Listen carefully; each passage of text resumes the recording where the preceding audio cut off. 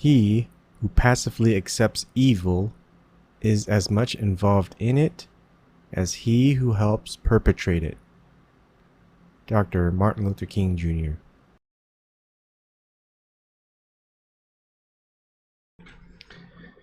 Hello again, and I thought, well,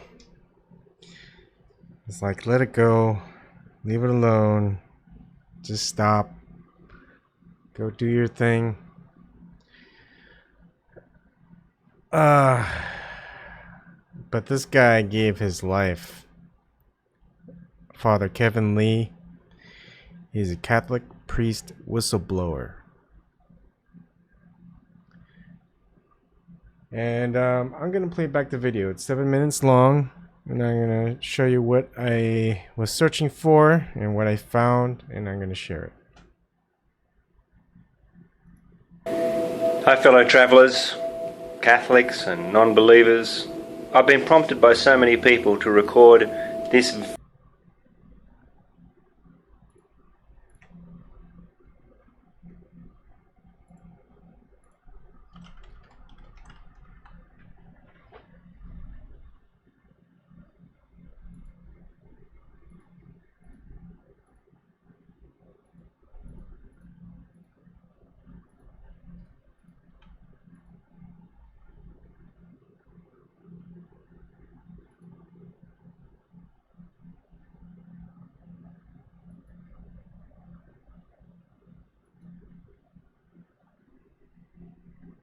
Some people would assume that I fell in love and decided to throw away the priesthood. But in fact... I'm sorry. This is what happens when I go live. Things got mixed up. I'm going to play it again. There's no audio. I'm sorry. Thank you, Eric. Hi fellow travellers, Catholics. So many people to record this YouTube video to explain the decision-making process that led to my decision to write the book Unholy Silence, Covering Up the Sins of the Fathers. I'm Kevin Lee. I was a priest for 20 years, well this close to 20 years, and I spent the last 9 of those years as parish priest of Padre Pio community in Glenmore Park, where with a committee, we built the church that eventually became a parish, which was named after a stigmatic saint. But anyway, that's another story. Just wanted to explain to you why I did what I did. Some people would assume that I fell in love and decided to throw away the priesthood. But in fact, I often had been in love, often had an experience that I thought was love, and I turned my back on that for the purpose of continuing to want to serve people as a Catholic priest, administering the sacraments, being there for them in their good times as well as their bad, being a chaplain for the New South Wales Police in the region of most difficult area of Fairfield, Cabramatta, Wetherill Park. I was there at Cabramatta for a while, Blacktown, even Green Valley, a whole lot of other places where I'd ministered to police in often terrible experiences of fatality, of suicide, drug overdoses, murders, every sort of imaginable hardship that police put themselves through. I was there hoping that I was in some way able to inspire them to see Jesus as hope in those times of darkness. Anyway, I did that, as I said, and I enjoyed it for so much of the time that I was a priest. If you include the years, the time I was a deacon at Holy Family at East Granville, it does make 20 years. But if you add the 6 years I spent at Manly Seminary in preparation, it makes an awful large chunk of my life in which I dedicated it, I believe, faithfully to wanting to help others find an eternal kingdom of happiness and peace where only God and Jesus are able to provide.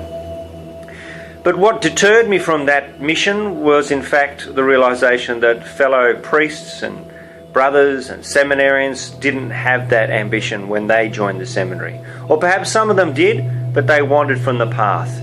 They were drawn to exercise their sexuality, as I, of course, was tempted to do, but many of them practiced what I considered strange sexual practices, and among them, as I said, was the pedophilia, the abuse of small children, which I became aware of in my role as a confessor, hearing people tell me that they were sorry for being attracted sexually to children, and I knew that for priests, our role often involves a lot of close contact with children, so it's extraordinarily difficult for a man who has a sexual proclivity towards small children to avoid the temptation that I found quite difficult avoiding with women. But also there was a large number of those people who confessed to me, and I felt bound by that seal of confession to keep their secrets.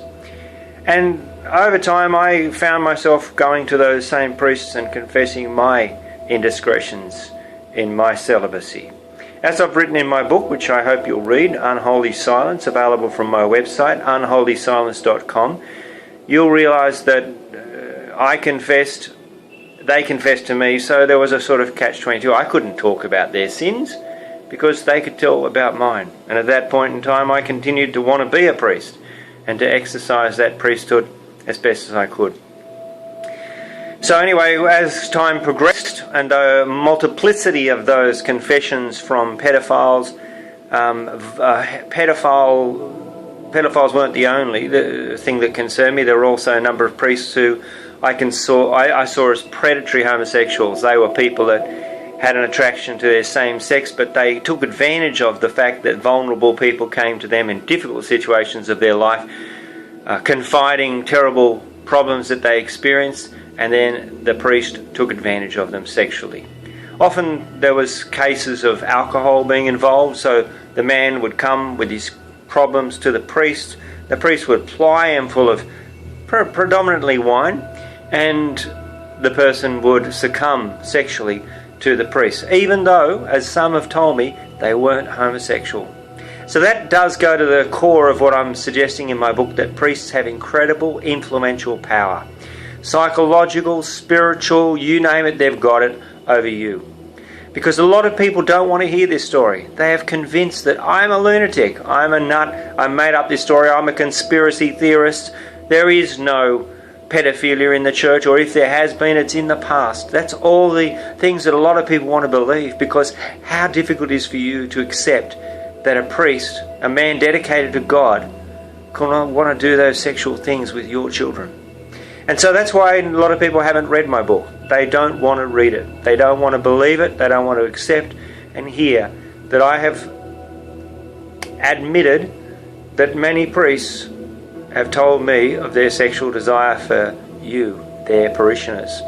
And that despite my encouraging them to leave the priesthood, they continue to want to enjoy all the trappings that come with priesthood. The fact that you call them father, that you feed them at your house, you give them your best wines, you give them presents at Christmas time, you treat them special, you pay all their expenses. They don't have to pay a cent for their food, clothing, their hospitality of their homosexual and pedophile friends, all paid for by your generosity on the collection plate. And of course, I have told bishops my story, and many of them have refused to even acknowledge that they heard this story. Some of them will deny that I spoke to them. So I've documented all the meetings that I've had with people as far up as Cardinal Pell. So read the book, make up your own mind.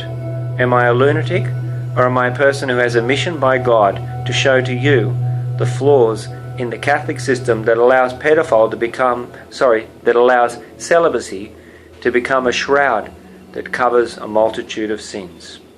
God bless you, and I hope you'll read Unholy Silence by Father Kevin Lee. So, at the time that I was watching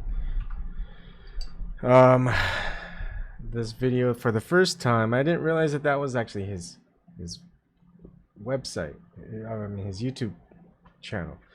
You can see a couple of videos that he uploaded. A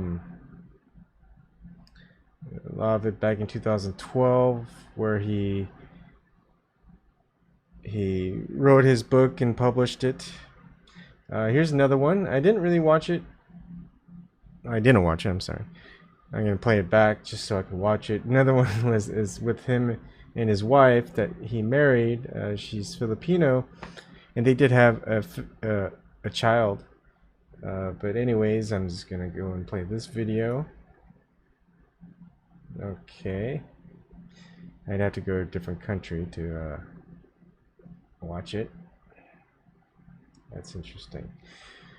Okay, so naively I went to go and find or email him and ask him if he'd be okay with coming to do an interview. I always ask, can't hurt to ask. Most likely they'll say no or they won't respond. This time he didn't respond, so this is his website. Everything that I'm showing you here is in the description box.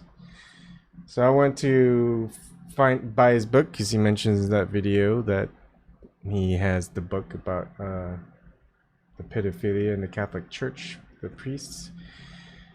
And I click and it's not there. And I'm like, huh, that's weird. So of course this is just a site, and you can see just where you can buy it at Amazon if you wanted to, but of course the website is no longer active. So I searched for him.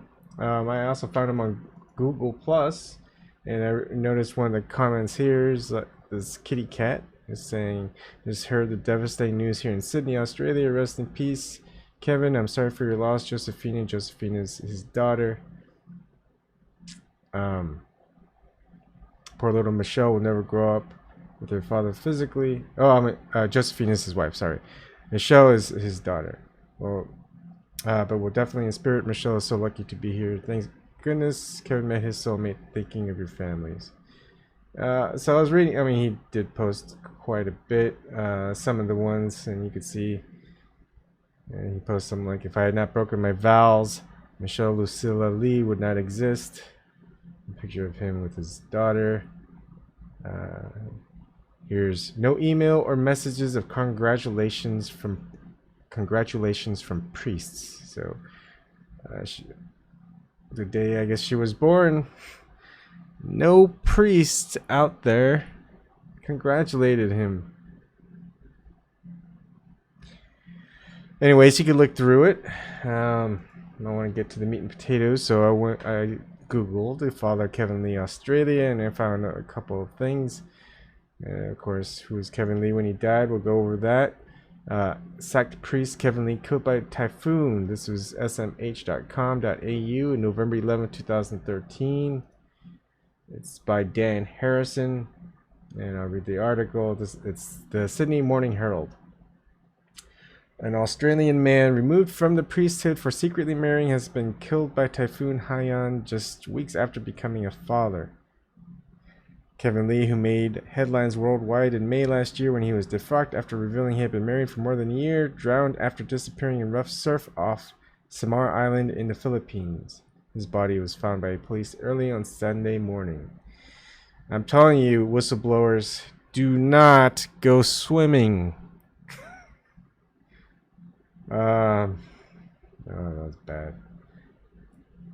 Mr. Lee had been living with his Filipino wife, Josefina, and recently celebrated the birth of a baby girl, Michelle. The 50-year-old, a whistleblower on sexual abuse in the Catholic Church, recently reflected on his blog that he had not broken his vow of celibacy, or had he not broken his vow of celibacy, his daughter would not be alive. I have always believed that nothing happens without God's divine permission, he wrote. The couple met in a Manila karaoke bar in 2011 when Mr. Lee, then the priest at Padre Pio Parish in Glenmore Park in Sydney's West, was on pilgrimage with other members of the church. Mr. Lee has said they fell in love while singing George Michael's Careless Whisper. They married soon afterwards. That's really cool. Before leaving the priesthood, Mr. Lee met with then opposition leader Tony Abbott to discuss running for the Western Sydney seat of Lindsay. He later sought Liberal pre-selection for the seat of McMahon, but he was defeated by his friend Ray King, who was a police commander at Fairfield when Mr. Lee was a police chaplain. Mr. King said on Sunday he and Mr. Lee fell out over the pre-selection, and he was devastated that they had not a chance to reconcile. Mr. King remembered Mr. Lee as a gifted priest who knew the names of all his parishioners and the children at the local Catholic schools. He said the community was in shock over Mr. Lee's death, but would rally around his widow, parents, Matthew and Margaret, and 9 siblings. We all believed that Kevin had turned his life around with the birth of his baby and was really starting to enjoy his life in the Philippines, Mr. King said. Mr. Lee said he witnessed the cover-up of serious crimes while a priest, and he had campaigned on behalf of victims of sexual abuse. His book Unholy Silence, which claimed to expose the well-kept dark in-house secrets of the church, was published this year. Anthony Fisher, bishop of Mr. Lee's former diocese, Parramatta, said he would offer a mass for Mr. Lee and called for prayers for him and his family. I extend my deepest sympathy to his widow, Josephina, and her children during the time of personal tragedy for them, Bishop Fisher said. I also extend my condolences to Kevin's parents and family here in Australia in their deep sorrow. Difficult as was the mode of his departure from the church, we honor the work Kevin did as the founding parish priest of Padre Pio Parish, Glenmore Park, and his ministry as a chaplain with NSW Police, etc., etc. So the one who was Kevin Lee with when he died, this is from Francis Jones's WordPress back in December 4th, 2014, and it's the long one. She starts with, and I'll zoom in more, and that's hard to see for people. That is a question I have asked since Kevin Lee died a year ago. I was suspicious about the circumstances of his death because of what Kevin Lee wrote to me, which I have published below. Why did it take a year for me to publish it? Kevin wrote a lot of detailed personal information about Ray King, who he felt deeply betrayed by. Oh, I'm sorry. Before I go on, I just want to quickly mention that Kevin Lee has his own blogspot. It's called fatherkevinlee.blogspot.com. If you go to the timeline view, you can see a lot of entries. There's a lot that I'd love to read, but you can go and read it. There's one on May 20th. Finally, the truth will be told. Encompass is a dirty word for some priests. Anyways, interesting stuff directly from him. All right, here we go. Back to Francis Jones. Why did it take a year for me to publish it? Kevin wrote a lot of detailed personal information about Ray King, who he felt deeply betrayed by. He wrote about his women and children, and it weighed on my conscience. Do I cut it out? It's not his children's fault that he was a womanizer, etc. I have published it because I want people to know that Kevin Lee felt scared of being killed. Don't we see that a lot?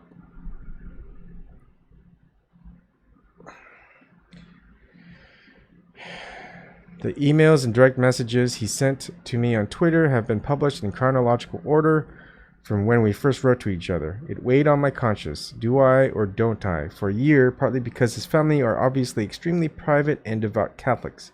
I don't want to cause anyone any more pain or suffering. What made me decide to publish this is that Kevin Lee reached out to a lot of people, including journalists. Smart person. He wanted us to publish what he wrote, especially if he was killed. A very smart person. Please do the same for me. He asked me to. So I am doing it in honor of him, his wife Josephina, and daughter Michelle, and I am doing it in the same honor because this person was courageous and brave, and not many people are in this world, unfortunately. If they ever come to Australia, I would like to meet them.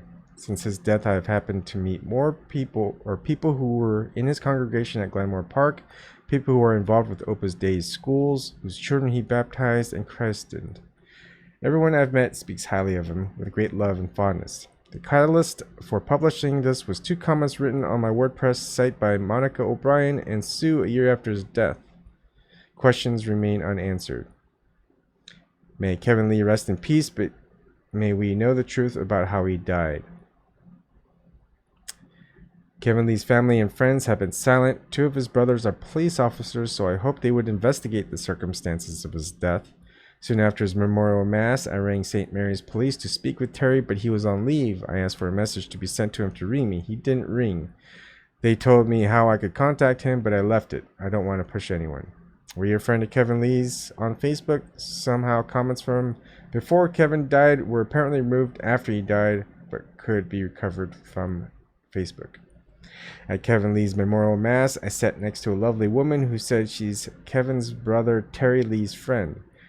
The Lee family were on the other side of the church. I told her I published some of Kevin's writing and that he was very scared of being killed because of who Ray King knows. She said he didn't die in the typhoon. He died after it.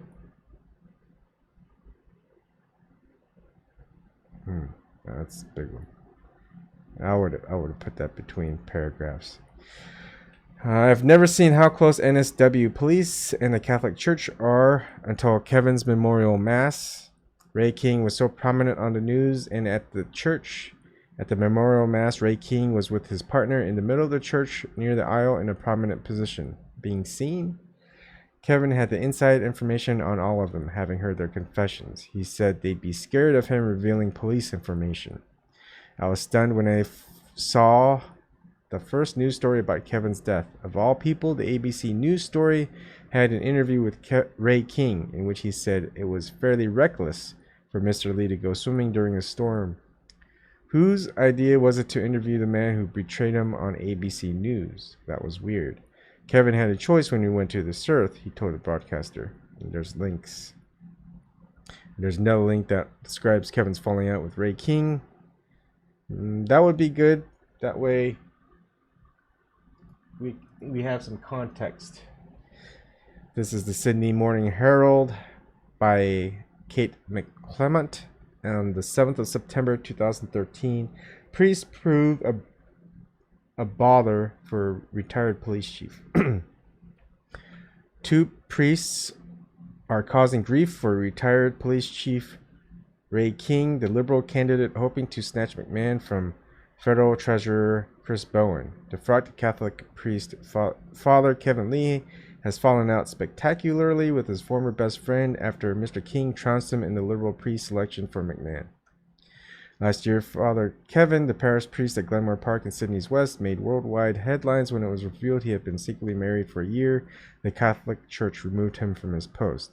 Mr. King went to a Manila karaoke bar with the priest during a religious pilgrimage to the Philippines in 2011.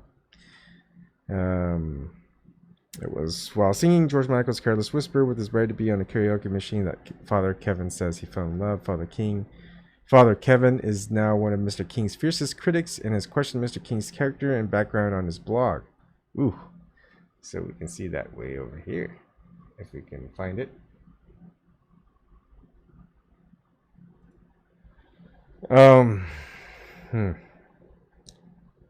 Meanwhile, former police officer Tim Priest has been on the front foot this week defending Mr. King's reputation after allegations were raised about his appearance as an unwilling witness at the Wood Police Royal Commission and drinking with a well-known drug dealer at the Marconi Club.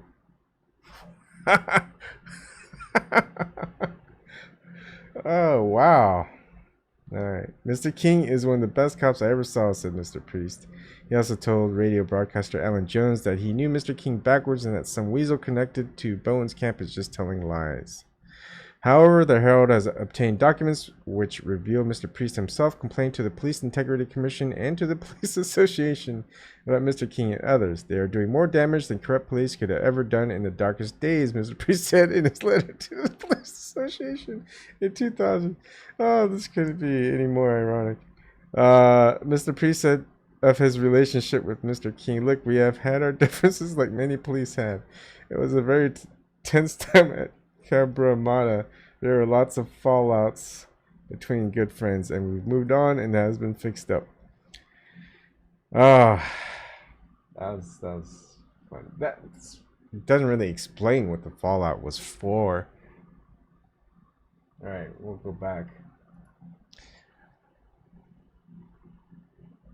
Yeah, hi Shirley, it is. All right.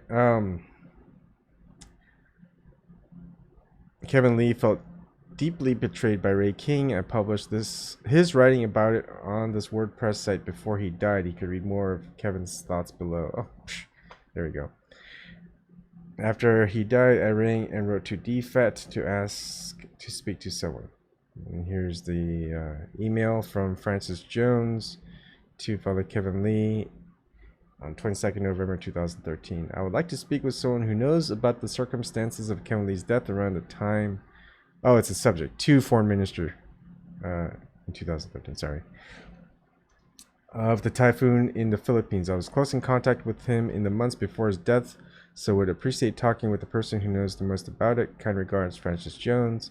In reply, Francis, I've been advised this is a consular issue. James, who's the advisor responsible for this, will not be back in the office until next week. I will ask he contact you then. Jeremy Leung.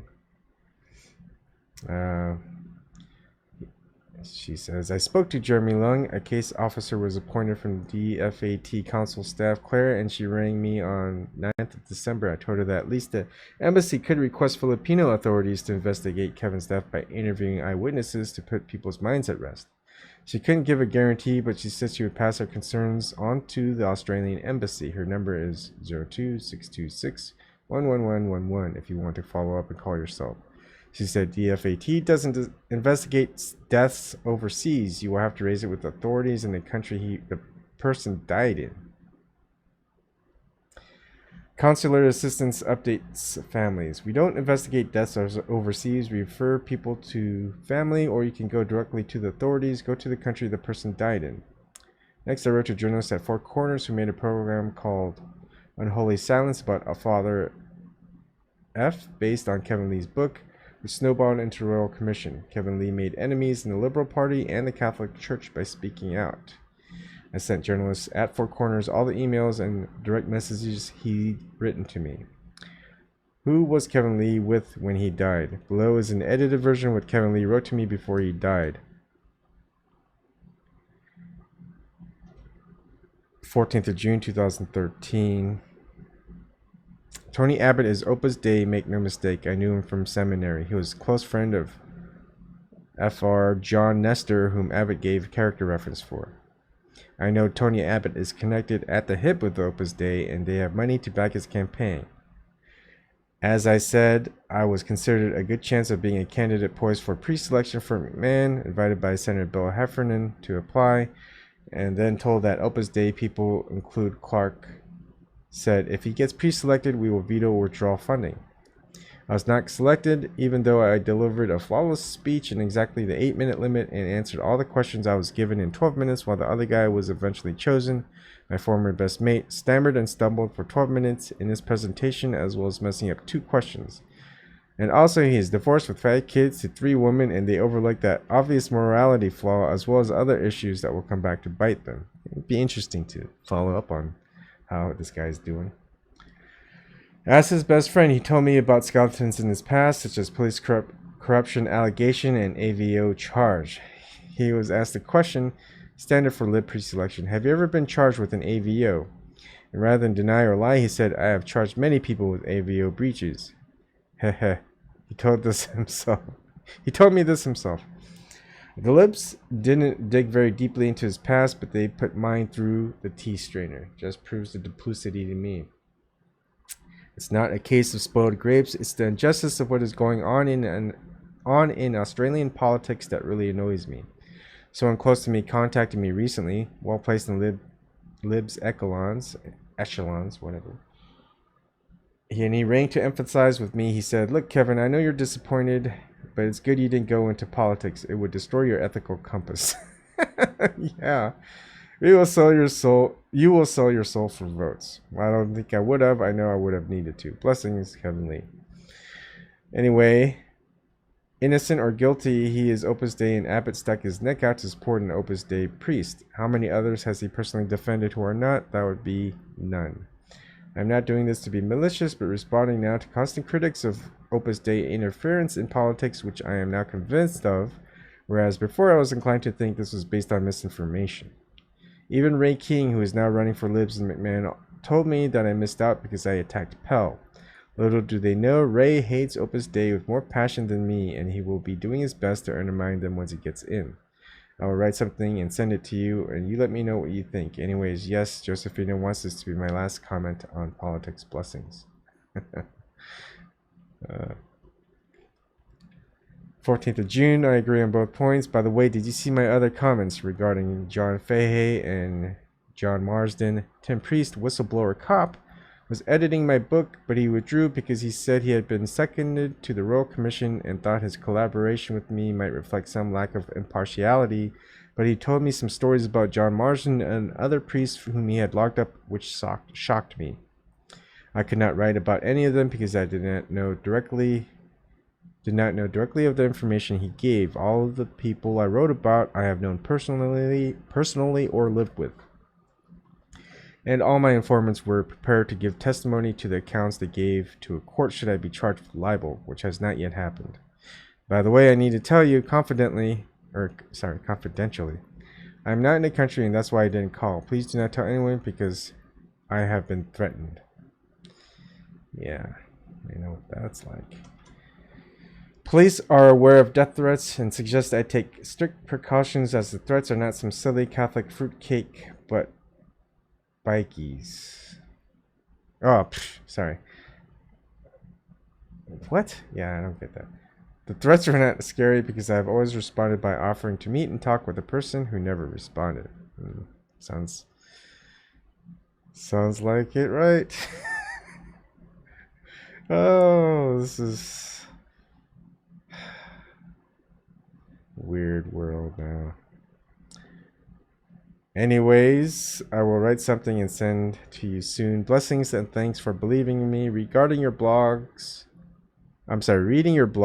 has helped me to feel like I know you well and I trust you more than many other people who have spoken to me in recent times, expressing support. Even some of the victims sound too much like they are sussing me out to find out what I know, you know? Fishing for info rather than wanting to support me. I've had heaps of FR author scholarship recipients who said I am spot on about his interest in them sexually, but they will not go on record saying anything because they took money.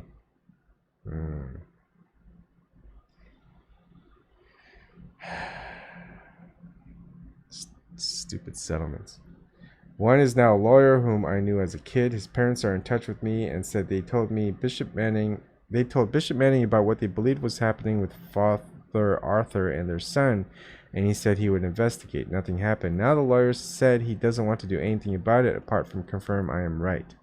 So many like that. Anonymous comments on my blog were just phone calls prior to me turning off my phone.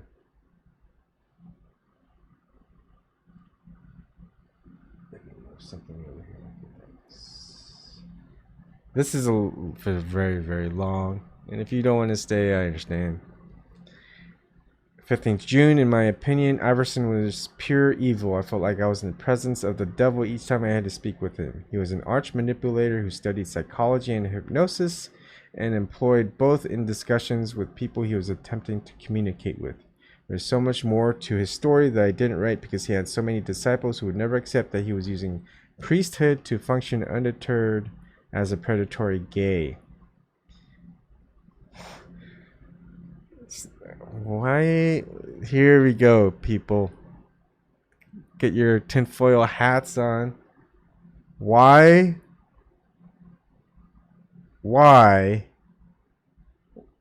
would someone in the priesthood study psychology and hypnosis? I'll tell you why. Brainwashing. Anyways, we'll keep going. He and Marsden were close. Marsden has so many skeletons. Being in the legal profession helped protect those secrets because everyone was scared of being sued, even if they had true facts on him. Arthur Bridge is also part of that network. His biggest donors are legal firms. Look on ARS Musical Australia's website and you will find some pretty high-level homos. Not that there's anything wrong with that. I bet he watched some Seinfeld. Who fund his enterprise, particularly his regular trips to the outback where he rips off the Aborigines for their art and perhaps visits a few young boys whom he attempts to entice with scholarships. You see, the predators approach vulnerable people who will not be believed should they attempt to make an accusation. Imagine accusing a priest or a lawyer of paying you for sex when you're an alcohol-dependent Indigenous Australian living in Alice Springs. But they had plenty of trips to the Red Center when I was in the same house at Blacktown, as did other priests from overseas whom he invited. We even had foreign men who were not priests who stayed over in our guest rooms who were generously funded by him for no apparent reason.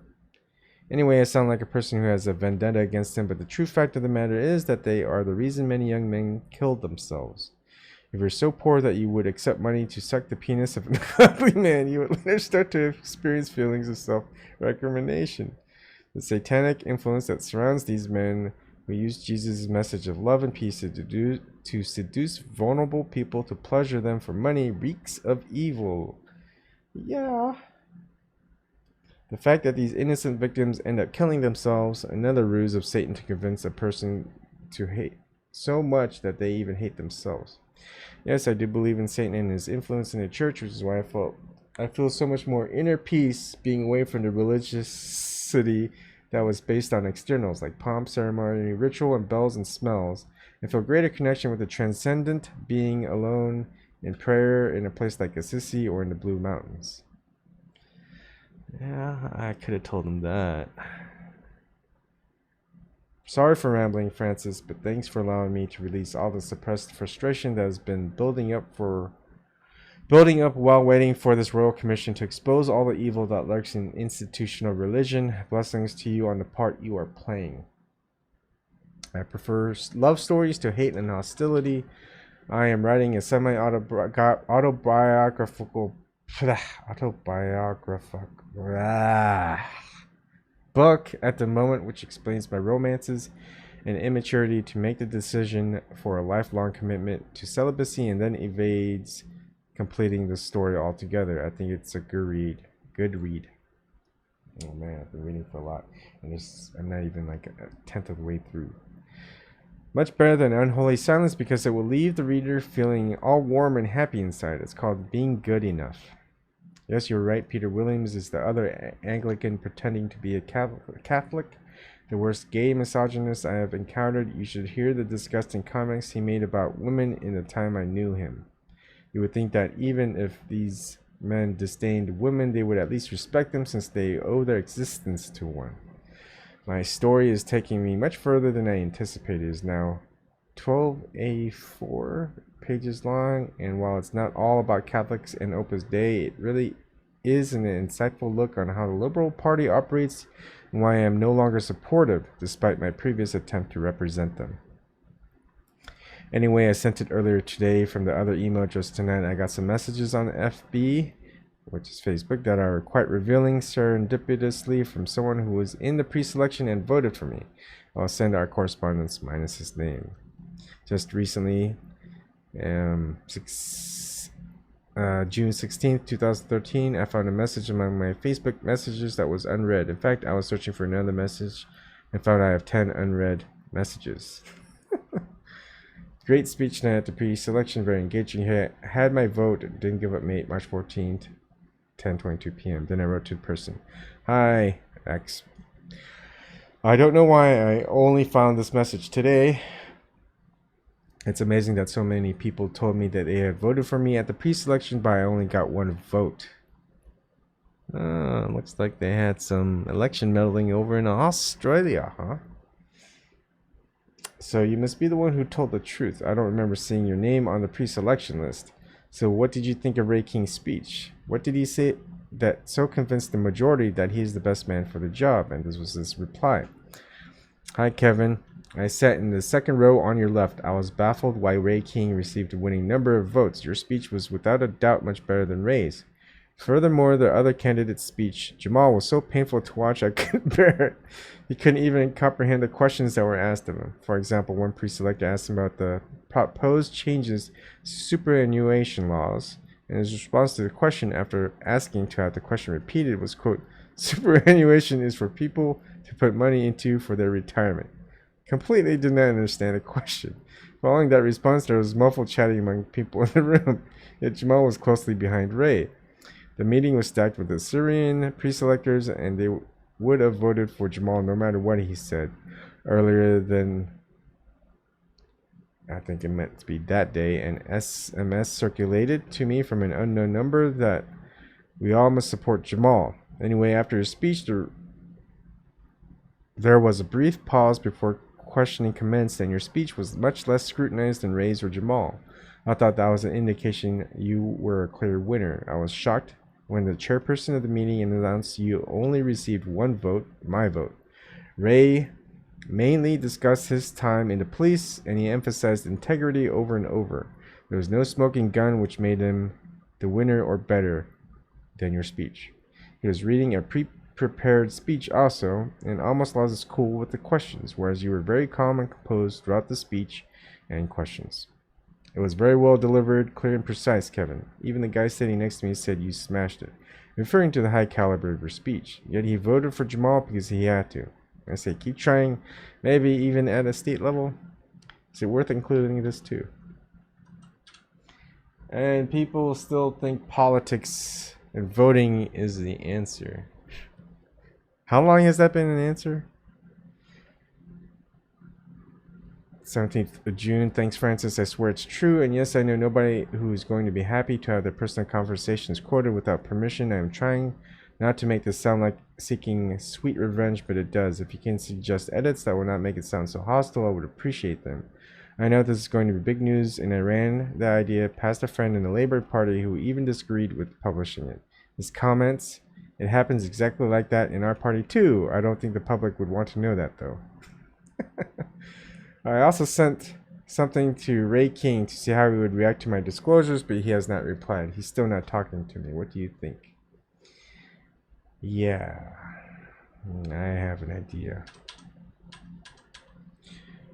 From Kevin Michael to Francis Jones, Friday, 21st June 2013, 7:02 p.m. Subject regarding scared. I was told he is hot favorite for Minister for Justice. No, he won't go out of his way for anyone. He's all out for himself now. I was advised that the article is defamatory and needs to be toned down. Example, remove Tony Abbott's comment about trouble being faithful to his wife and Ray King's girlfriends, not being divorced when they moved in, etc. Can I just send you what I have now and see what you can do with it? I removed those potential defamatory phrases. Can I ask you where you are thinking of publishing it? Is it just on your blog or anywhere else? I am hoping it gets greater exposure than just your blog. No offense, but I hope it gets more readers. You know what I mean. Blessings and thanks, Kevin Lee. I'm telling you, when you're fighting out there, it's a lonely battlefield, because you realize just how much cowardice exists in this world, or no care at all. People just don't care.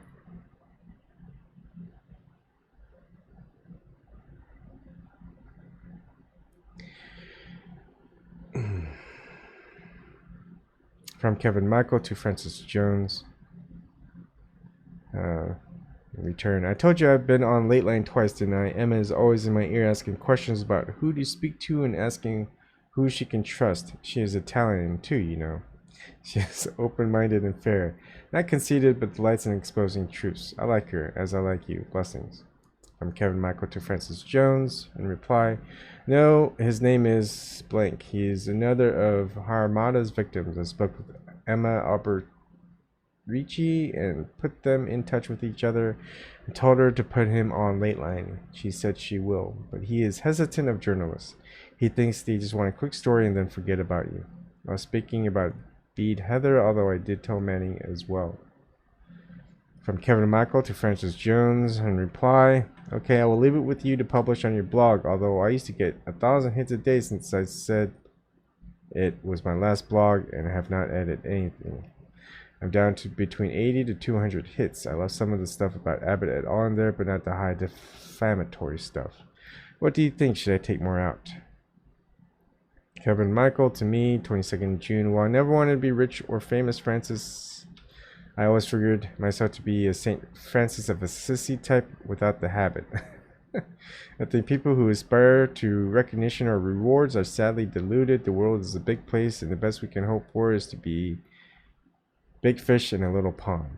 I just want my story told. I believe in the truth. I want people to know it too. I used to believe the Catholic Church stood for truth and justice, but now I think it stands for power and global domination. Coming straight from the words of a priest for over 20 years, at least. How come I never heard of this guy? I guess this is what happens when you look. When you search, you find things. This is amazing. It has strayed far from what Jesus aimed for his small community of disciples to aspire to, and that leaves me sad. I know the feeling.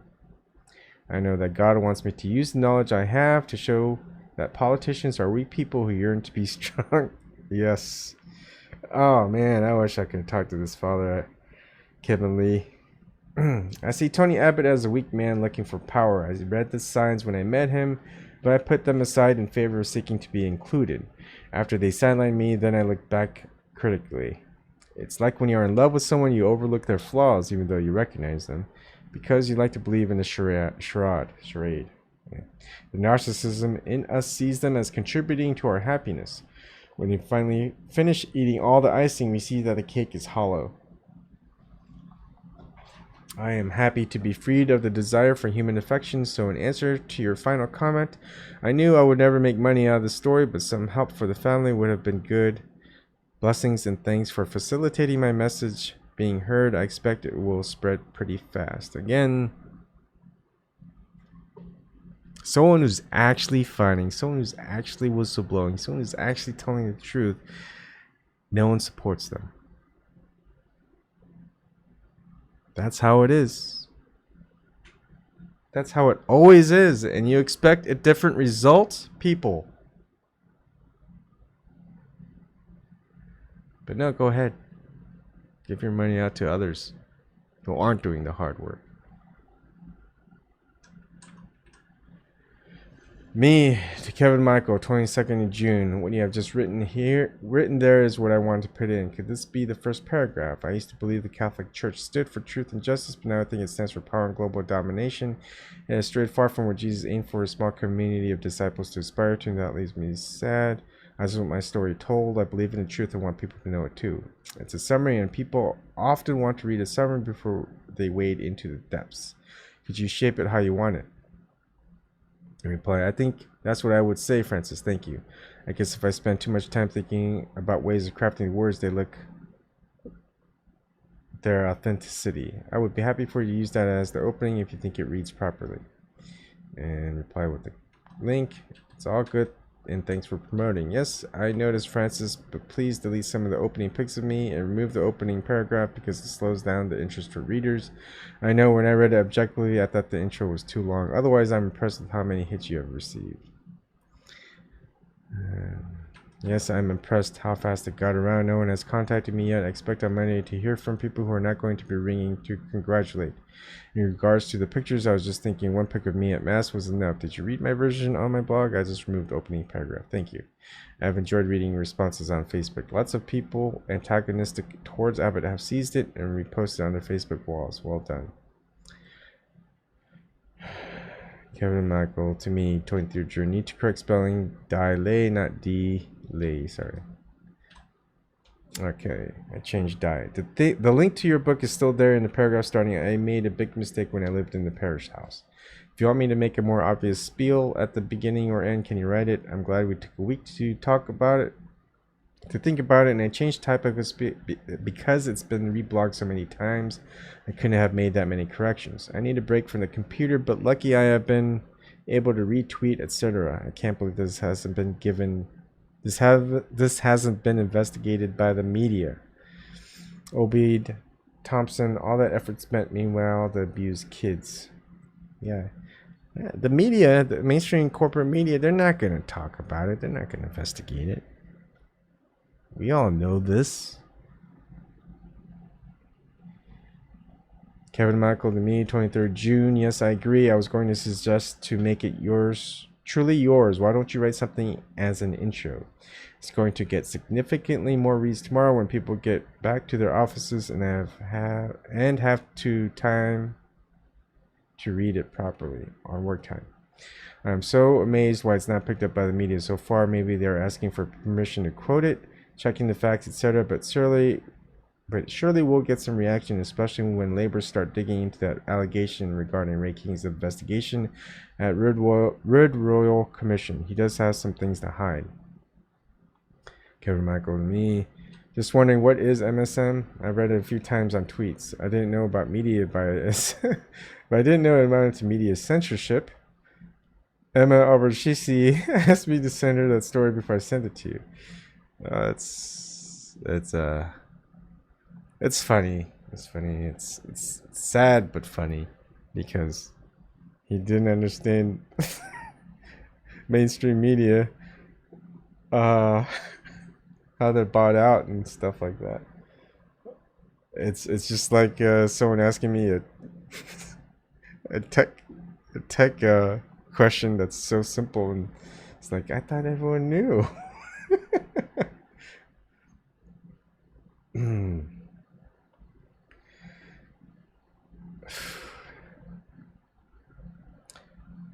All right. I did, and she never replied after promising to call me the next day to discuss. Also, Caroline Overington went silent after being a daily communicator, and the number of followers I have from Opus Dei people has just increased amazingly. I have had 84,000 hits on my blog in 1 year, but today was record numbers, 1,000. Not sure why, but the Bishops researcher just followed me today, and I'm already followed by the Australian Bishops Conference. Well, good night, Francis. I've been so amazed how we came in touch with each other and how your blog of my story has received so much interest apart from mainstream media. Blessings.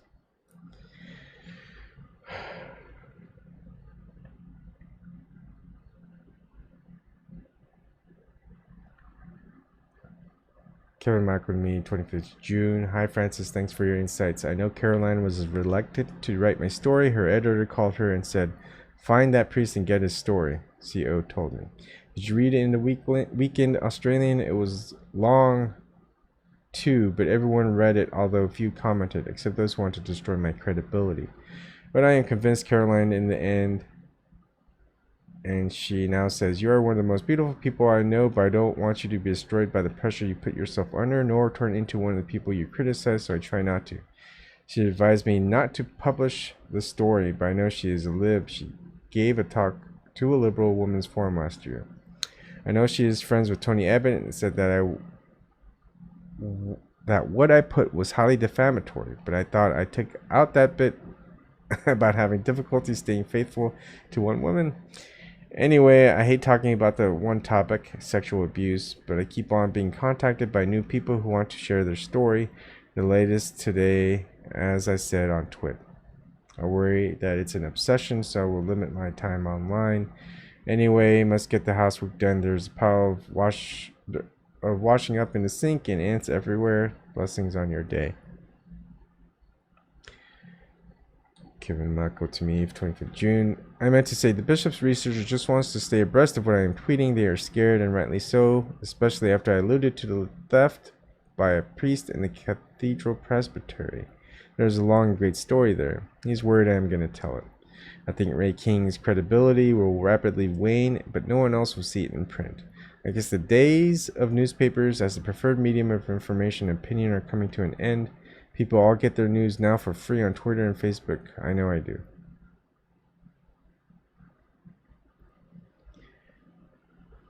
I was thinking,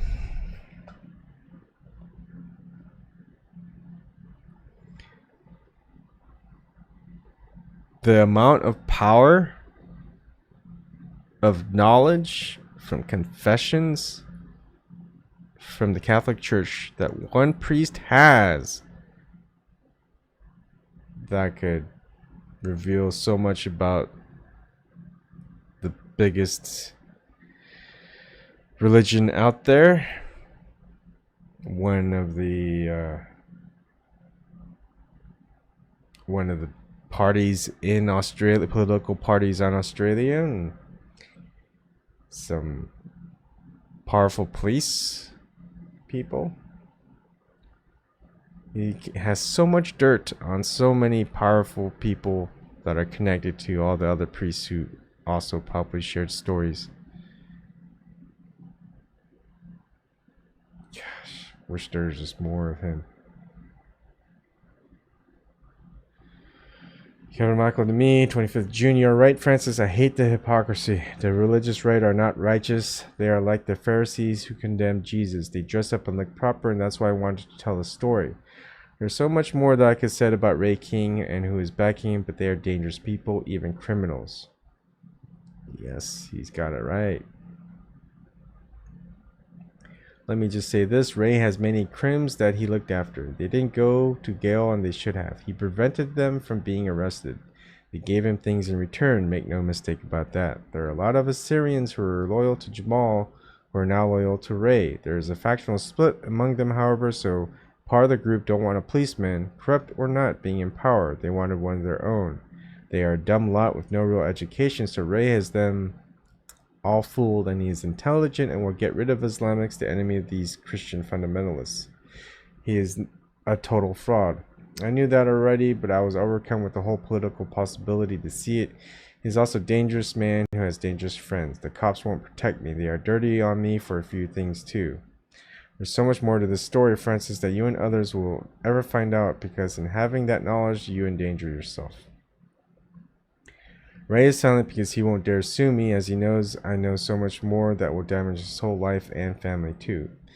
He is a womanizer, and one of his girlfriends is an Opus Dei girl who has been poisoning him towards me, although he denied this for a long time. She was telling him stuff I was putting on Facebook, and he was warning me not to put it. I used to put pictures of him and me with one or more of his girlfriends, and he was scared that another girlfriend might see it. If I published even those pics, his career would be finished before it started. I'm actually waiting for him to beg me to burn those pics. It's with his Filipina girlfriend, Edna Ledesma. She is the celebrity judge on Shall We Dance, which is the Philippines equivalent of So You Think You Can Dance. Whoa, that's a big reveal. Ray has been to Phil's a number of times to be with her, and he had her living with him in Glenmore Park while he was technically going out with another woman. The Syrian woman he is living with now, she was not divorced at the time he moved in with her. Long story.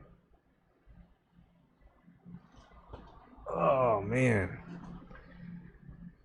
Why would anyone want to watch soap operas and things like that when they could just read this? This is just so much knowledge, so much information, and a lot of craziness. Kevin Michael to me, 25th June. Amazing coincidence. While I was writing this to you, I got a call here in the Philippines from an Assyrian friend of Ray's who begged me to stop these attacks on Ray. He said, Ray loves you, he respects you, but what you're doing is very damaging. Oh, I hear that a lot too. I hear that so much. My goodness, these people, they have a playbook, I'm telling you. I said, thanks for your call and for telling me. And then he said, promise me you will stop these attacks on him. And I hung up. He rang from an unknown number and would not know the number unless Ray gave it to him, so I know it was Ray who put him up to it. It scares me that they know where I am and how to contact me, but I won't be answering any phone calls now from the number +00000. I have received calls from Ray when he was working and the same encrypted number came up. It's a weird number, don't you think?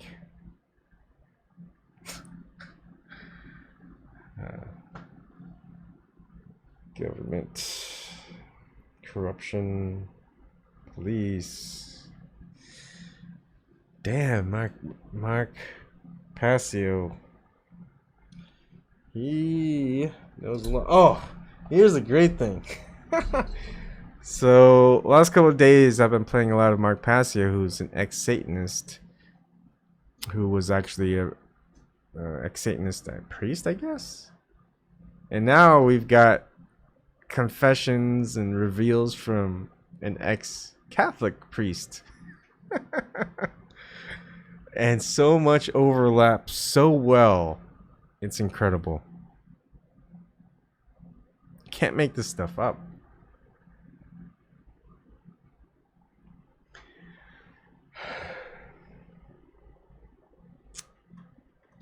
To Kevin Lee, 25th June. You can always tweet that sort of stuff as protection. They'll stop if you do. Michael, 25th June. What do you mean by tweet that stuff?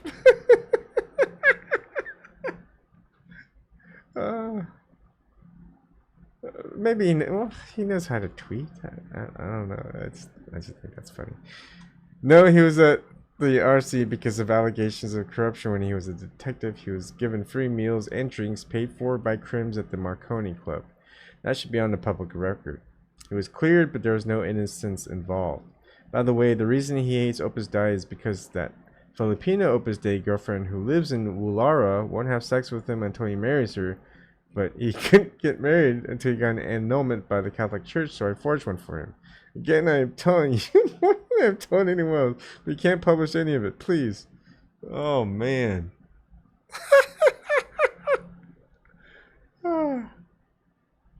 Oh, man, that Ray guy. Ray. You really need to just relax. My goodness. You're one horny retired police fella. Oh, man. Yeah. Okay. Until we get someone willing here we go. Until we get someone willing to pay for it, because I'm realizing now it's a story someone would want to pay for, and to be honest, I need the money at the moment. I have no income and the book is just not selling. One book a week at $10 a copy doesn't go very far, but it is enough here in Philippines. Blessings. It's tough life.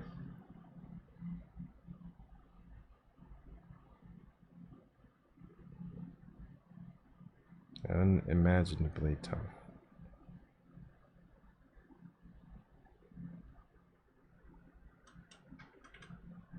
And I'm not even a whistleblower, and I'm not talking about me. There's so many others. It's a tough life. I don't know how people do it. I know why people do it. That's what I respect a lot. Alright. Kevin Michael to me, 25th June. Look, I'm a bloke, so I like Ray in a blokey way. Also, he was the police commander of the area. I was chaplain, so he opened some very big doors for me, and I got a lot of respect I appreciated. But there were character flaws I saw and commented on, but at the end of the day, I am not his dad, and I was no longer seen by him as a priest with the right to criticize. He knew what I was up to, but I didn't think he was like a teenager when it came to girls. Approaching his 60s, while he was trying to hold onto his appeal as long as he could. The Syrian he lives with is 35, so it makes him feel younger. She dyes his mustache and cheeks and treats him like a king, no pun intended. But he also wanted to have the wealthy widow who's only 49 on the side, and marrying her was just for the physical side. I don't think he intended to live with her. He's very childish in that regard. People say I'm naive too to think a 26-year-old love a 25-year-old when we met, but I wanted to believe it, so I made it happen. Okay, I am paranoid, so I didn't know whether you might want to publish those comments without my permission. There are a number of things I told Caroline when I thought she was not in reporter mode, and she wrote them into her story. I never got to see it before she published, and I regret some things that have upset my wife and family. Anyway, I do believe in honesty, and all I tell you is the truth, so help me God.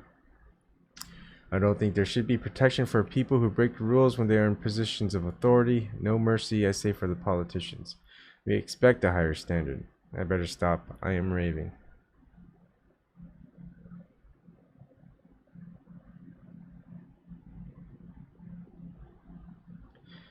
Kevin Michael, to me, 25th June. She and Emma Alberici were the only ones I knew. I would be grateful if you could find anyone who would be interested in telling a story on MSN. I haven't heard from Caroline since she posted a story. She is fuming with me. Can you speak to Hamish for me, please? I don't want to sound like I am selling myself, if you know what I mean. Thanks, Francis. Kevin Michael to me, 26th of June. Yes, you picked it, Francis. He has PTSD. He drinks a lot, paranoid, and very OCD in cleanliness area. He was shot at one time and had a shotgun pointed in his face, and he often has flashbacks, etc. He made a correct assessment, not suited to public office, which was what he agreed with me about. She is filming because I didn't follow her MSM wisdom. Kevin Michael to me, 26 June.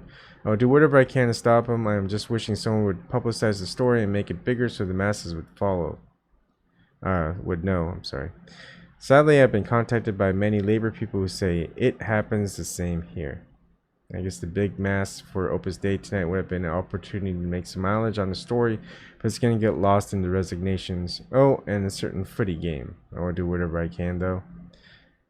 Kevin Michael to me, 26 June. I did. Even Cracky didn't get back to me. No one did. Again. Well, interesting day in Aussie politics. I watched it all unfolding, and you could pretty well see how things will work out from this morning. Maybe when the dust settles, we can work on exposing these liberal frauds. Yes, I knew all about Shorten. He is weak as water, sadly. No moral fiber, and that's why he wouldn't support a royal commission. To her credit, Julie did, and it's only going to get stronger despite the attitude of the government of the day. Blessings on your day. Hello, 12 to me, to Kevin Lee, 25th June. Hi, Kevin. I was reminded about your meeting with Paul Jacobs in the past few days. Do you want to publish that section on your blog? I think it would be great to sell it to a website which would pay you for it and have a wider audience, but I have no idea who you'd sell it to. It's been very interesting hearing about Brian Lucas at the Inquiry. It's interesting how Rudd is trying to get votes in the western suburbs with asylum seeker policy. Did you do anything about Ray King's background? Blessings, Francis. Kevin Michael to me, 26 June. Hi, Francis. Yes, I agree. In fact, the whole story of Blacktown is worth publishing in paid format. You can facilitate that. I would be extremely grateful. We are quite poor now with only 400 pesos, approximately $10 coming in 2 weeks. We sell coconut oil, which we make manually in our land. It's all we get for 3 months until next crop comes in. Anyways, that's my problem. I was contacted by ABC who are interested in the fact that the magistrate at Father F's trial mentioned that my book names Father F, and she was being pressured by lawyers for him to have charged me with contempt of court. My defense is that there are several websites that name him, and Ray Haley did it already on 2 gigabytes without repercussion. I know everything about Ray King's background. Whatever way that could be useful to publishing and making some income, I am open to. Sorry if that sounds mercenary. I've never contemplated this in the past, but now I have other mouths to feed. Blessings and thanks. Kevin Michael to me, 26 June. Yes, he did ask me. Yes, he asked me to write an article and submit, so I would do that. No, I didn't mention Ray King because he doesn't follow, so I can't DM him. If you want to suggest it to him, it might help. Thanks, Francis.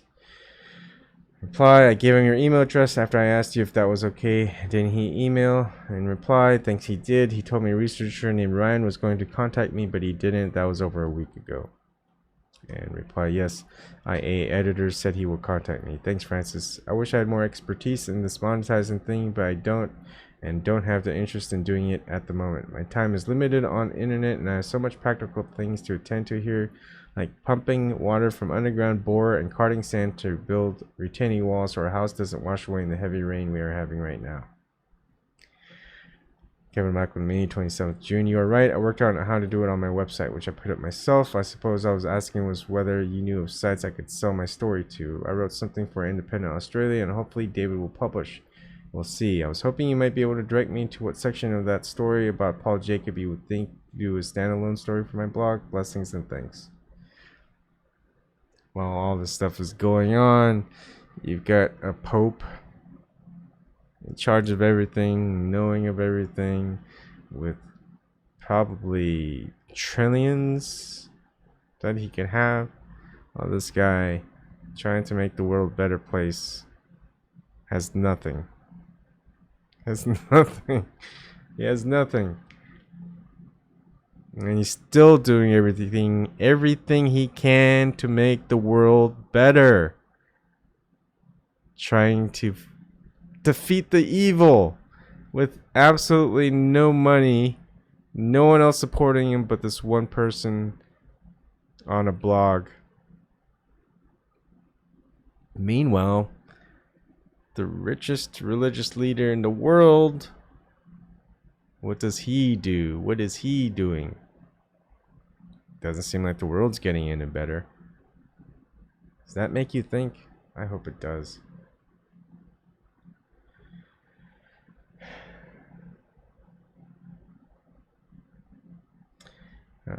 To Kevin Lee, 27th July. It's a section called Internal Investigation, page 170 to 174. I would use Father F to save yourself any legal contempt of court issues. You've written so much in your book. Kevin Michael to me, 8th of August. I'm thinking the same thing. I was wondering when someone was going to ask me to elaborate. But as you have discovered in relation to Prime Minister's lap dance, it's a men's club in there, and females who dare to criticize quickly find themselves on the outer. It's like the cops. When male police are talking about their sex life, showing videos even, the women cops dare not comment, or they look like they are not one of the boys. The culture in the cops used to be much worse before the wood RC, but it's not going better. Alright, but it's not much better. It's a little bit better. Probably needs a royal commission into political rorts. Example, the guy taking a pic of his privates and sending it to his girlfriend.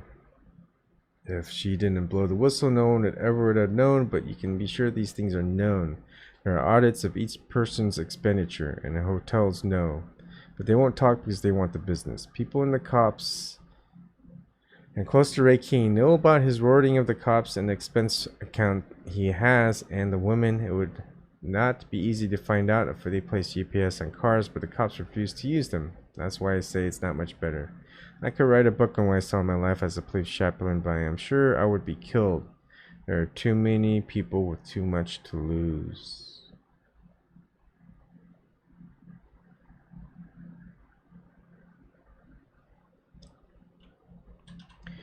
Kevin Michael to me, 10th of August. Thanks, Francis, when it said, I am not going to write about politics or the church anymore. I wrote that for my wife's benefit because she reads all my blogs and emails. Well, she doesn't read these anymore, so I can tell you honestly, this is my mission, so I can't stop. She is worried because she knows the threats are real. I expect anyone to be charged with defamation, although it's pointless because I have nothing that they can take, and defamation does not carry a gavel term. It is always relegated to community service or some lesser bond. But I know that the public outcry from victims groups would be voluminous and help my cause if the pedophiles were ever successful in lodging a defamation case against me. Yes, they found me through your blog, so thanks to you, the message was heard. They said they did a simple Google search on Ray King and got your article.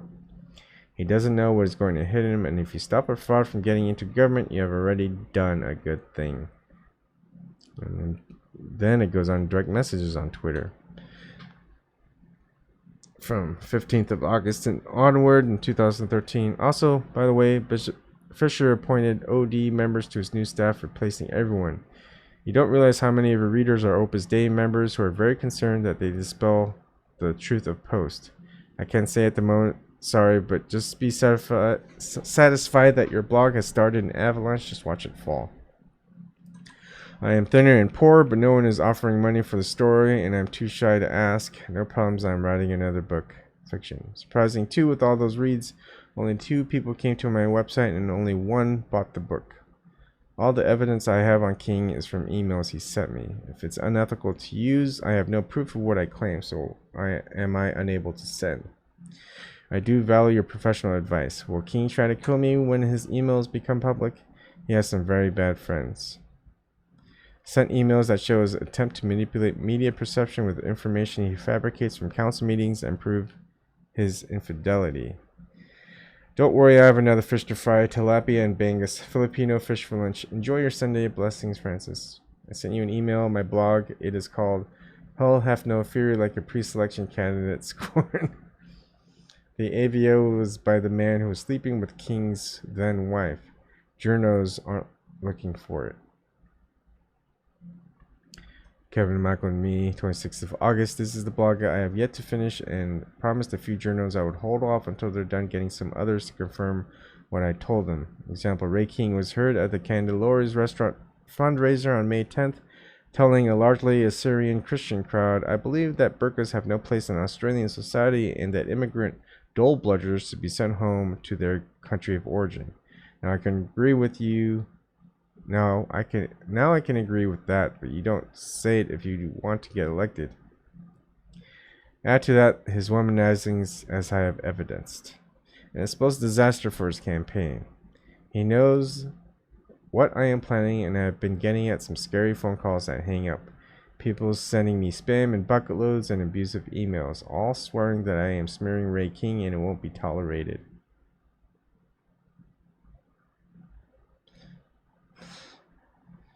I know he has some scary friends, and I seriously believe he has everything to lose if this gets out that I tipped off the media, which will embarrass Tony Abbott because he supported King without even knowing the facts or believing me that I have the dirt that will bring him undone.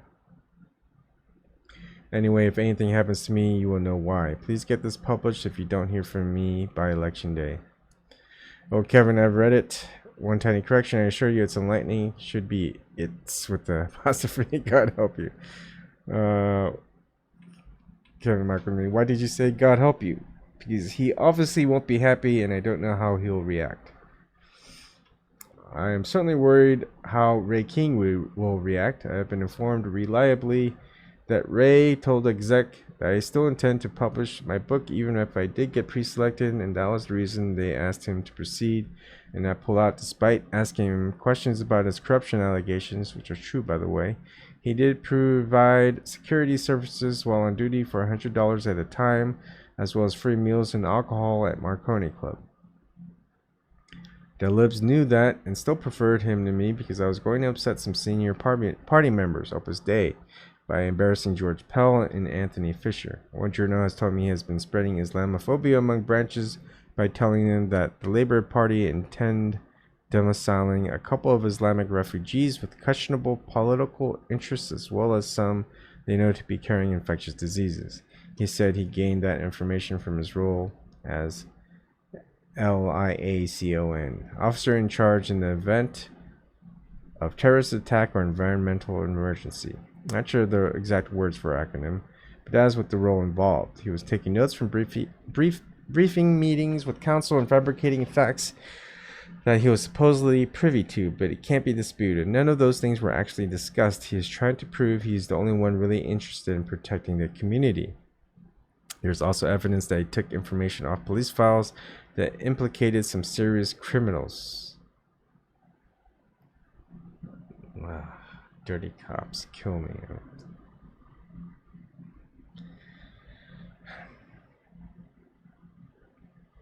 A journalist is working to unearth the evidence. I pointed him in the right direction to some cops who knew Ray is dirty and don't like him.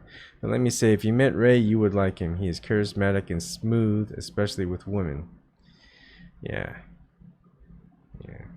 That's how they all are. That's why they get away with it, because they're so charismatic. Anyways, when I told Caroline Overington about Ray, she refused to believe me. She fell in love with him. I reckon from the few meetings she had to get his side of my story earlier. That's why he was able to have at least 5, maybe more women going at the one time. And that, I believe, is his biggest foible and more likely to bring him unstuck. At least 5, maybe more women at one time. Hey, I bet you who supports him. Me Too movement. It'd be funny if I do Me Too and Ray King and see, oh, how he's loved by the Me Too movement or something. I'm so tempted right now. I just want to finish this though. I will do it though. All right. Kevin Michael to me, 28th August. It's funny how the more I reflect on the sort of man he is, the more I resent his ability to manipulate me and everyone else in his life. He made me think he was doing favors for me while he was actually getting me to be his personal trainer and counselor. He told me about all his women but only had time for me when he didn't have some women to be with. That's why I feel so nasty towards him now. I resent being used and feel stupid for believing I had a best friend. Yeah. People in power don't need friends. They want lapdogs. This is why I feel so determined to stop him achieving his goal by treading on me and others. I directed so many needy people to see him in recent months after I had left priesthood and didn't have the same access to his support network, and he brushed them. One was a guy, old man, who had been accused of acting inappropriately with his own granddaughter by the mother who was angry with the mother-in-law of the child. I saw it as vindictive behavior and asked him to give the guy some advice of his rights and maybe direct him to some legal advice. Ray King just ignored his phone calls, and when I pressed him about it, he was dismissive, saying that the man is a creep. I reckon he did it. I asked him on what grounds he based his assessment, and he said, he looks like the sort of man who would rape his own grandkids. I was shocked. Incident number 2 was a Vietnamese girl whose estranged husband had been arrested for drug possession, and she just wanted to find out what gal he was in because she speaks no English and wanted to get rid of some of his stuff she had in her house that she suspected might be drugs. After several attempts to get Ray to contact her or even send some cops around to check out the suspicious bag, he said, just tell her to toss it in a dumpster. All too hard for this political wannabe. Those situations happened and I was unable to help them and was disappointed that Ray has no time to help these people because, as he would say, they're nobodies. Well, now he pretends to care about nobodies. That's why it gets to me. Reminds me of George Carlin. They don't care about you. They don't give a fuck about you. Anyways, I was contacted today by Heath Aston, and he has pretty much got the proof that Mr. King has been doing some very underhanded things to get himself a job in ministry. Maybe he be successful in getting someone who can corroborate it. Blessings to you for reading all this, Francis. Kevin Michael to me, 28th of August. I think you will find that they will tell the story when they realize the scope of the delusion that is Ray King. He has been incriminated in some activity which may end up with him being charged by his own police. It was police who have dobbed him in for fabricating evidence. Should be very interesting in the coming days. And on the 31st of August, have you heard from him lately? He must be wondering what you'll come up with next. I'm pretty sure he would have scored some votes with the Vertcoin article and today's one. You're sure you're not trying to help him? Kevin Michael to me, 1st of September. I was wondering myself why people took those comments so positively, although I admit I find the Islamic dress code for women very male suppressionist. But the womanizing article to come should put the proverbial and overused nail in the coffin. I had a chat with A. Brewster today, who is surprised I am miffed about why they didn't credit me with giving them Ray King's essay. They told me that if they did, the story would become about Kevin Lee rather than about Liberal losing the election because they have nutty candidates. Apparently him and Heath discussed they wouldn't use my name, lack of independent credibility of their source, etc. I must say I was disappointed. One of the things that crept up in my mind was that this fella, who's probably nearing his 50s, been in church for such a long time as a priest, and probably the last year or two in his life, he meets someone, gets married, has a kid, and a few weeks later dies. All his life prepped up to find the joy in the last few years of his life, and he was poor as dirt, and no one supported him except one person, aside from his wife. It's the saddest story on earth, and also the happiest.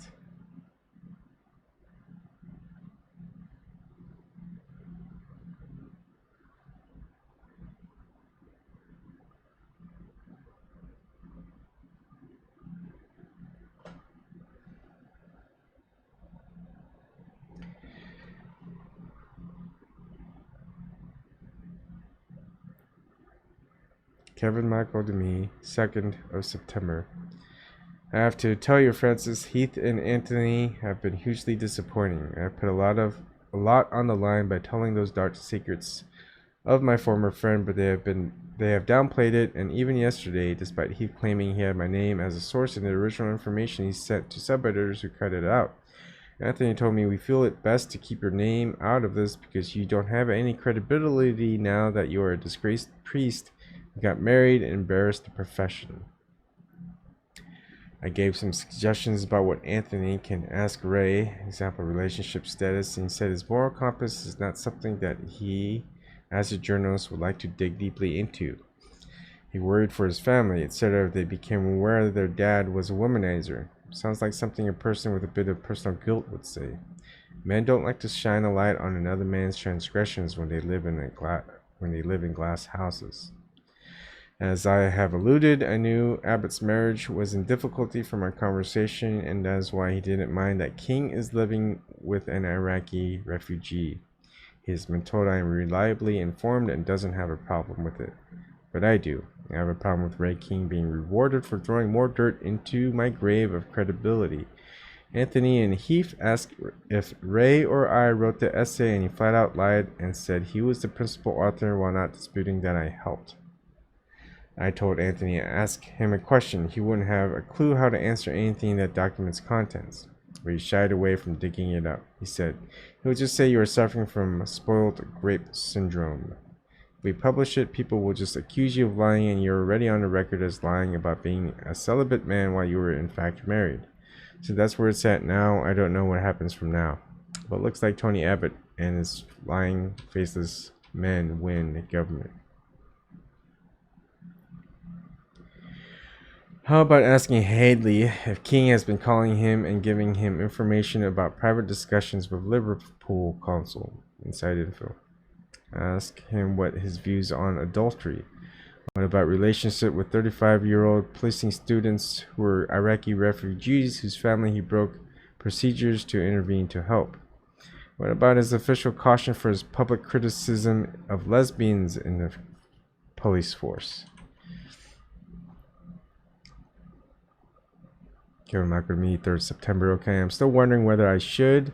I'm so hesitant about talking publicly about his personal relationships, as the fallout will affect his family and his current relationship, I am sure. He has already resigned from the cops. If he loses Saturday and it's because his credibility will be shot to pieces over my blog, then his family will be shamed, his kids will feel disillusioned. He may even suicide. That I can I have that on my conscience? The alternative is he comes looking for me to kill me. Very likely scenario endings. Kevin Michael to me, 6th of September. I am disappointed in Anthony Brewster and journalists in general. He took heaps of information off me. He has been insisting to talk to me on Skype 3 times, each over an hour, and picked my brains on heaps of things. Now, this is why I do things live. And then told me tonight, after I noticed nothing went into print, that he has been feeding it to other journals who have made a little bit of hay with it. He said he still intends to use it after tomorrow, especially if King gets elected. It really annoys me. My intention was to unseat him, but they only want a sensational story. Yes, you are right. If he was in labor, they would have crucified him. I got other journals, feminists, asking questions about his relationships, but then apologized no one would publish the story. So many have contacted me since reading your blog, but made me promise not to tell anyone. I can list 6 people who promised I would get a story that would advance the cause of my book, but only one resulted in bringing the book's attention to the magistrate in Armadale, who has a gag order over the publication of the pedophile priest John Farrell's name. Now I have been told that the magistrate intends to take action against me. Just have to wait and see what happens. I'm only telling you all this, Francis, in case anything happens to me. You will know why and be able to tell the story. Anthony Brewster said I was very courageous to take on the Catholic Mafia and said, I know you're not scared of him, Kev, but you should take precautions. I asked for clarification. He just said, just be careful. His press secretary, Kings, insinuated that it's going to get a lot more dangerous for Kevin Lee. Lots of veiled threats that have been received in emails and text messages, and one of Syrian friends of Ray has been abusing me in phone calls. So I wonder what is ahead. One of my friends, who's also a friend of Ray, contacted me today by Facebook to ask me where they could send me a present for the baby. I have not told anyone my address, but I was really suspicious to be asking suddenly when they never indicated any interest in staying in touch with me before. I may be getting paranoid for nothing, but my wife tells me it's easy for them to hire a person here to kill me because it happens quite often. About 3 months back, an Australian from Perth who owned a resort was shot dead by a hitman, and his death wasn't even given a proper investigation. Anyway, I am raving on a bit, but just hope you would write something to expose it all if it should happen. You have everything now, and you are in the best position to draw lines between the dots.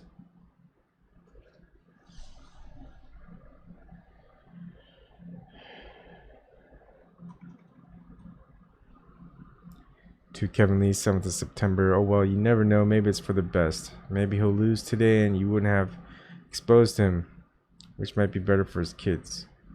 I don't know if I could join all the dots chronologically, etc. But if anything happened, I'd make all your emails available to journalists. Take care. Enjoy your wife and baby when it arrives. Many people, or maybe people, are genuine and you can ask them to send something via post office. Best wishes to Josephina. It's all very complicated for her. Have a good day.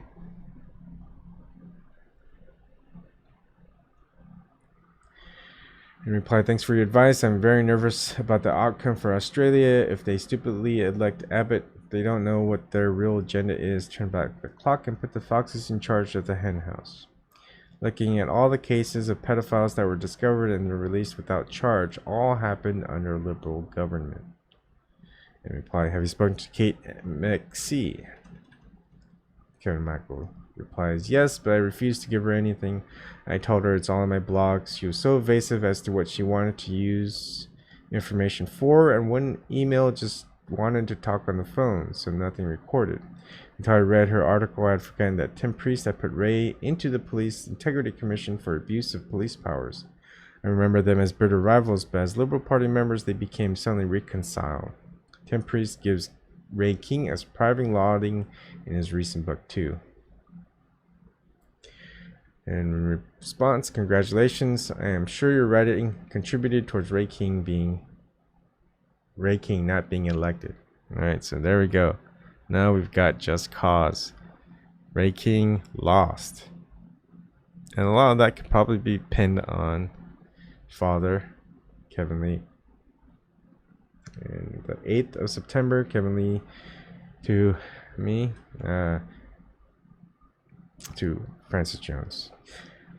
That's what Anthony Brewster messaged me to say. He said he wants to do something about the Royal Commission. Apparently no one wanted to publish what he had to say about King, even after he reckons he researched him for 2 months.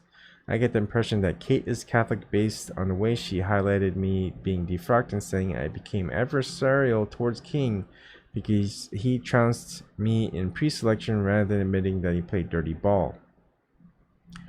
And none of them would be his fan if they knew his personal life, but now that he lost, I'm glad I didn't have to post the last blog. Keeps his family pride as he withdraws from the public gaze. Miranda Devine is a nasty piece who thinks the world wants to know her ignorant opinions.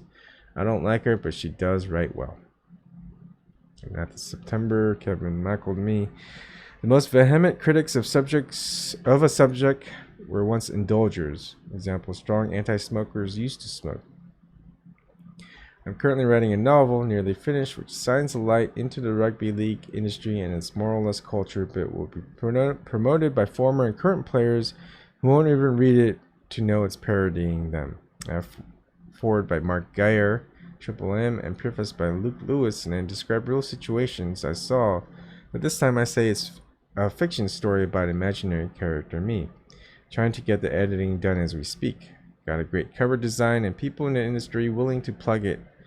So I need to be careful who knows what I'm really writing about until it's ready to go into publication. I was thinking of people who might write kind reviews without giving away its sting in the tail.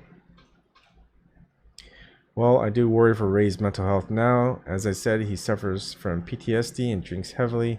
Not sure he will do now without his job, his identity and aim in life, and his former best friend whom he didn't know how much he depended on. His political mates and backers will soon drop off, who will realize the other side of politics is quite painful emotionally. What about claiming to have brought up 5 kids while never living with them? He says he is a family man. How many families? Total fraud. I sent an email. Francis told them everything. They're men. They're not a problem to be a womanizer. They follow me too, but hey, get this. I feel quite flattered. I got unfollowed by Tony Abbott. I watched that 16 Minutes episode and reading subtle body language. It looked like she was acting the doting and supportive wife a la Hillary Clinton. Oh, Hillary Clinton just cannot stay out of anything, can she? I won't quote, but I thought it already. I feel sorry for Tony and Ray because I used to think a lot of them before. I can imagine their pain. I know for Tyus, he is a total womanizer. He left his first wife, Janice, then his next wife, Mela. He is now on his third wife, just like Ray King. Do you like my picture I posted of me with long hair? That's his Filipina girlfriend. Edna Ledesma, a famous dance instructor in the Philippines. I'm gonna make up I accidentally put that pic there. Thought that was the best way to do it. Can Google her. She is famous in Phil's. He met her in a bar called Strums. He has lived in Australia. She has lived in Australia. I'm convinced the journalists who gave his story are holding on to it in the hope that he wins and they can break a bigger story. Womanizer, anti-gay, anti-Islam, xenophobic, PTSD suffering rabid Catholic cop makes it into government under very tight media radar. He has some very Catholic friends.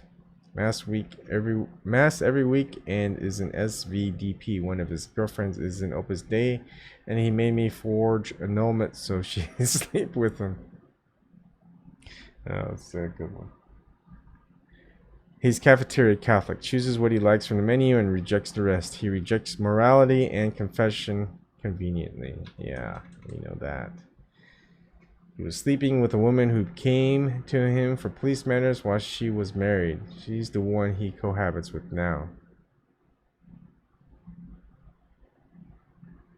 Jesus. But a journo who tried to corner him at his Glenmore Park home to ask questions said the libs have relocated him to a secret address. They're anticipating me tipping off media to his irregular relationships. His public status now has hampered his philandering significantly. Yes, Iraqi refugees' family were in a police matter and he kept on dropping over. Next thing, he is sleeping with their daughter. She was 32. Arranged wedding, but she wanted to get into the cops, so she slept with him and he wrote her application and did some assignments, still failed. Prior to that, he was with another Assyrian woman who had recently separated. She dropped him and he was suicidal. Enter Chaplain Lee. He didn't know these things before he asked. He was more interested in sculling him over the microchipping and burqa stuff. Yes, Anthony. I feel Anthony is holding back. That didn't sound right. I said I am no fan of Rudd's, but he came across as well coached on Q&A. Abbott was a no-show, but he lied to everyone, saying he would not contest again, but I felt Gillard had to go. She was really on the nose.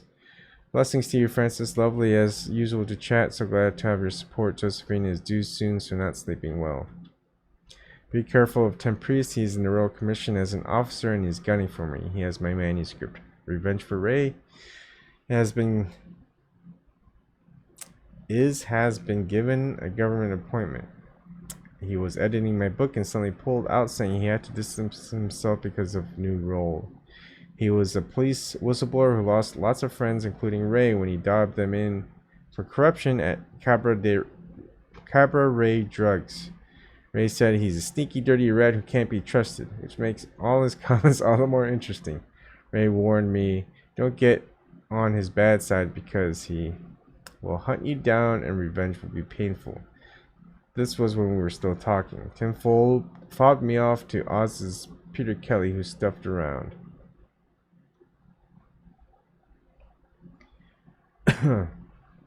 Looked like it kind of... Alright, that was the 12th of September 2013. And... just comments now.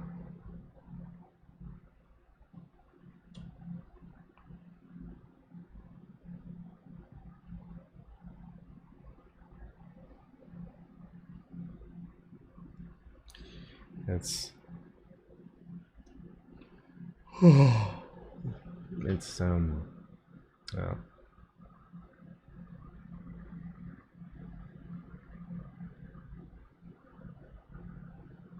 I don't know what to say. Anyways, Frances Jones on her WordPress. You click on her name in the main title.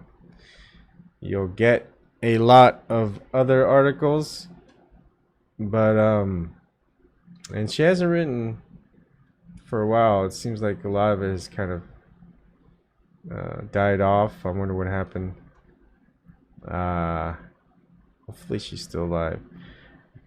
The book that Father Kevin Lee wrote, she had done chapters, so you can actually read the entire book without having to buy it on Amazon, and you can just go and find it and read it.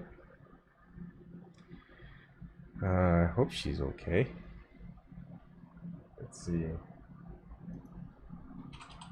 This is Jonas.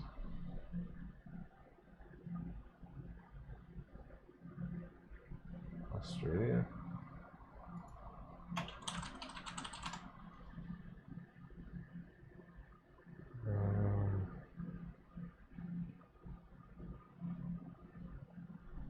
Hey, that looks bright.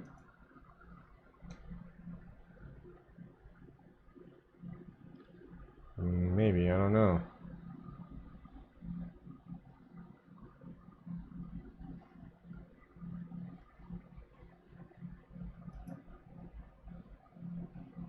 Is this counseling hypnotherapist? I don't think it is.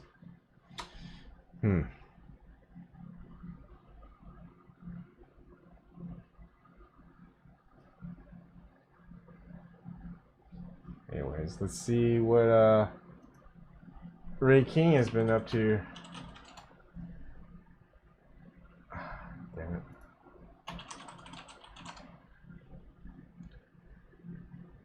The Life and Times of Ray King, the Real Review. What? No, that wasn't it.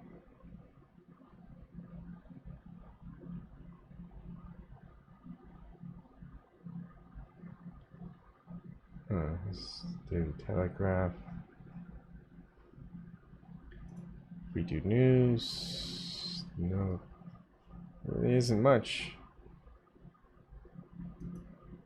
This stuff from June 10th. Don't know. Simon Benson.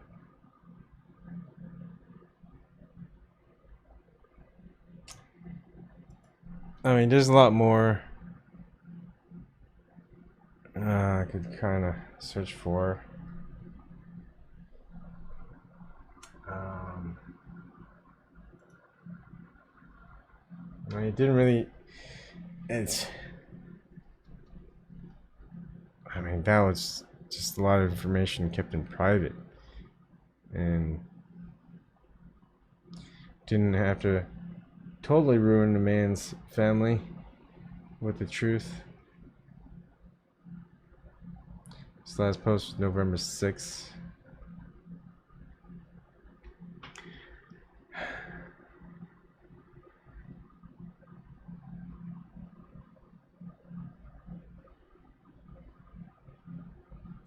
I don't know. I feel like it's just like, look, there's so much he said, and with all that's happened with Pennsylvania,